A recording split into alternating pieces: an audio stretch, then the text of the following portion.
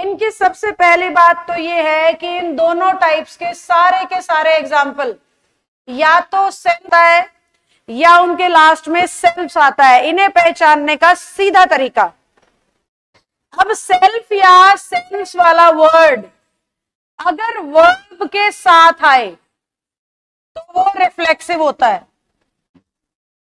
और अगर वो सब्जेक्ट के साथ आ रहा है तो एम्फेटिक होता है। जैसे मैं कहूं I myself teach all my classes, तो इस माई सेल्फ को इंग्लिश एम्फेटिक कहेगी, इस माई सेल्फ को इंग्लिश एम्फेटिक कहेगी।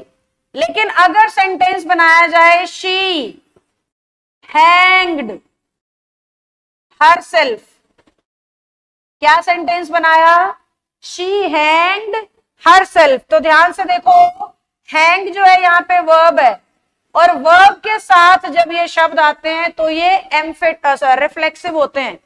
जब ये एम्फेटिक बनेंगे ना बेटा, सब्जेक्ट के बिल्कुल साथ आएंगे एकदम चिपक के, पर जब रिफ्लेक्सिव होंगे वर्ब के बाद आने चाहिए, कहीं भी थोड़ी दूरी भी होगी तो कोई दिक्कत नहीं है, बिल्कुल साथ होना जरूरी नहीं है, पर ये निश्चित है कि रिफ्लेक्सिव होने के लिए वर्ब के बाद और एम्फेटिक होने के लिए सब्जेक्ट के बाद। अब बात ये आती है कि मैम एग्जामिनर कैसे पूछेगा, पेपर में कैसे आएगा, क्वेश्चन कैसे बनेंगे, तो ध्यान से सुनो। इसके क्वेश्चन 3 बेसिस पे बनते हैं। बेस नंबर 1, बच्चे को ये पता होना चाहिए कि सेल्फ इंग्लिश में हमेशा सिंगुलर सब्जेक्ट्स के लिए लगता है और सेल्फ इंग्लिश में हमेशा प्लूरल सब्जेक्ट्स के लिए लगता है। जहां पे भी आप किसी एक की बात कर रहे हैं आप सेल्फ का यूज करें। जैसे मैं शी की बात कर रही थी तो मैंने हर सेल्फ लगाया, आई की बात कर रही थी तो माई के साथ सेल्फ लगाया, क्योंकि ये सिंगुलर सब्जेक्ट है। प्लूरल सब्जेक्ट होता तो मैं क्या लगाती, सेल्फ्स लगाती। पर इस कॉन्सेप्ट में भी बच्चे से कुछ गलतियां होती हैं। जैसे बहुत से बच्चों को ये नहीं पता होता कि अगर बर्ड की बात हो रही है तो बर्ड ही या शी नहीं होते, बर्ड इट होते हैं, और सिंगुलर बर्ड है तो क्या आएगा, इट सेल्फ आएगा। जैसे नेहा शी है, ऐसे ही गर्ल लिखोगे तो वो भी क्या है, शी है। जैसे बर्ड इट है, ऐसे ही डॉक्टर, टीचर, स्टूडेंट, ये सारे कॉमन जेंडर होते हैं और सबके लिए इट लगता है।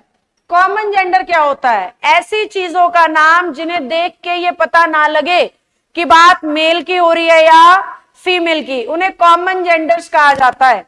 तो कॉमन जेंडर होता है स्टूडेंट, क्योंकि दोनों को दिखा देता है, मेल को भी और फीमेल को भी।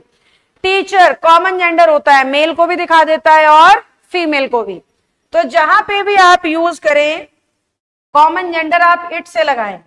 अब बच्चे से दूसरी गलती होती है प्लूरल नाउन के केस में। जैसे उसने लिख दिया गर्ल्स, तो बहुत से बच्चों को मैंने देखा है कि वो क्या कर देते हैं, गर्ल के लिए हर सेल्फ्स कर देंगे, क्योंकि उन्होंने ये सीखा है कि मैम ने कहा था प्लूरल होगा ना तो सेल्फ्स होगा।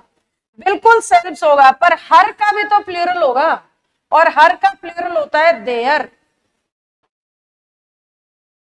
ठीक है बच्चों, तो ऐसी कुछ छोटी मोटी मिस्टेक आपसे हो सकती हैं।